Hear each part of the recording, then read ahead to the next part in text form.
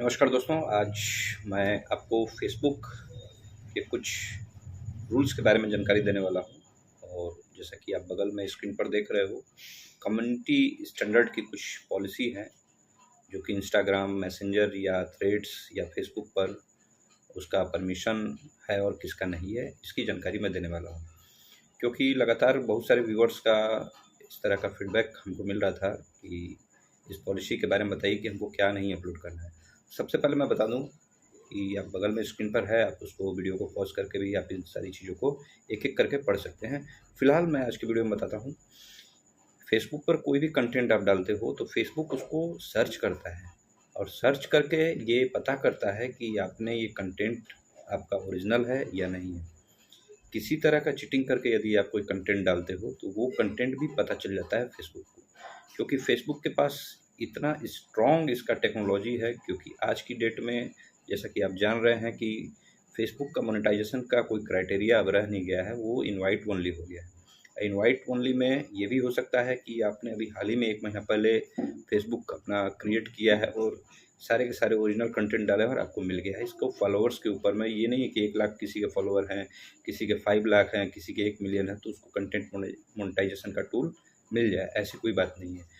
तो ये नए जो क्रिएटर हैं, जो कि अपना ओरिजिनल कंटेंट डाल रहे हैं, उनके लिए भी काफ़ी फ़ायदेमंद है कि आप यदि अपनी मेहनत से और अपनी लगन से और ओरिजिनल कंटेंट के ऊपर यदि कार्य कर रहे हो, तो आपको फ़ेसबुक जो है मोनेटाइजेशन टूल प्रोवाइड करता है।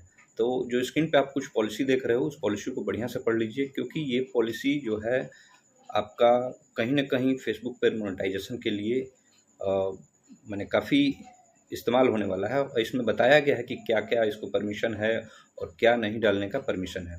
तो इस पॉलिसी के बारे में आप ध्यान से पढ़ लीजिए। इसके अलावा मैं बता दूँ आपको कि फ़ेसबुक जो है आज की डेट में काफ़ी ब्रॉड हो गया और कई तरह के नए-नए टूल्स डेली एक्सपेरिमेंट कर रहा है। अभी नया हाल ही में ब्रांडिंग का एक टूल आया है जिसमें कि ब्रांडिंग टूल के द्वारा, ये भी इनवाइट ओनली है, इस टूल के द्वारा भी आप अर्निंग कर सकते हो। फेसबुक पे सबसे पहला मोनेटाइजेशन के लिए सबसे पहला और लास्ट रूल यही है कि आपके जितने भी कंटेंट हैं वो ओरिजिनल होने चाहिए।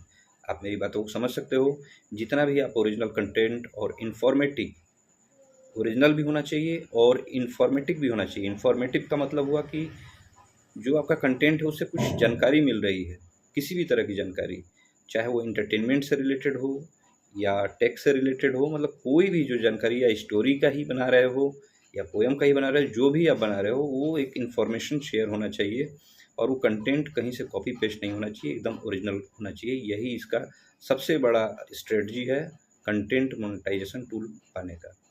यदि आप इस तरह का नहीं करते हो, फॉलोअर्स बढ़ाने के लिए कुछ चीटिंग करते हो या गलत तरह का पोस्ट करते हो, किसी और का फ़ोटो जो है लेकर उसमें कट कॉपी पेस्ट करके उस फ़ोटो को अपलोड करते हो, तो ये जो फ़ेसबुक है अलाउ नहीं करता है। कहीं न कहीं आपके किए गए मेहनत पे पानी फिर जाएगा। इसलिए जो भी कंटेंट डालिए वो ओरिजिनल डालिए। आप डेली का आप रूटीन बना लीजिए कि हमको 1 या 2 फ़ोटो, सेल्फ़ी या कहीं घूमने गए हैं वहाँ का फ़ोटो ले लेना है, कोई न कोई टेक्स्ट मैसेज कर देना है। इसके अलावा दिन में कम से कम 1 या 2 रील ज़रूर बनाकर इस पर डाल दीजिए और सप्ताह में 1 या 2 लाइव स्ट्रीम ज़रूर कीजिए, ताकि फ़ेसबुक को ये लगे कि ये जो बंदा है ये काफ़ी एक्टिव है और इसकी कंसिस्टेंसी जो है वो बरकरार है और ये आगे चल के इसको हम इनवाइट करते हैं, ये आगे चल के अच्छा वर्क फ़ेसबुक पर करेगा। तो आई होप आपको ये छोटा-सा वीडियो था फ़ेसबुक पर कंटेंट मोनेटाइजेशन पाने के लिए क्या करें और क्या ना करें। क्या ना करने में किसी और का वीडियो उठा के मत डाल दीजिए। थोड़ा भी चीटिंग किए, उस पे वीडियो पे कुछ लिख-लख दिए, आप कोई स्टिकर चिपका दिए और वो ये भाई ये मेरा हो गया वीडियो, ऐसा नहीं होता है। क्योंकि फ़ेसबुक जान रहा है कि इसमें मेहनत जो इन्फॉर्मेशन देने वाला बंदा है उसकी है, ना कि आपका साइड में खड़ा होके हा ही हँसते हुए आप वीडियो बना लेते हो, कुछ टेक्स्ट लिख के वो आपका वीडियो हो गया, ऐसा बात नहीं है। ये फ़ेसबुक सारा चीज़ सर्च करता है, इसलिए यदि आप पहले से ऐसा किए हो तो उन सारी चीज़ों को हटाइए और फ्रेश डाटा जो है फ्रेश जो कंटेंट है उसको अपलोड कीजिए। और जो बिगिनर्स हैं उनके लिए ख़ास तौर पे मैं बताऊँ कि आप धैर्य रखिए। ये फॉलोअर्स की बॉन्डिंग ख़त्म हो चुकी है, ये सबको मिल रहा है।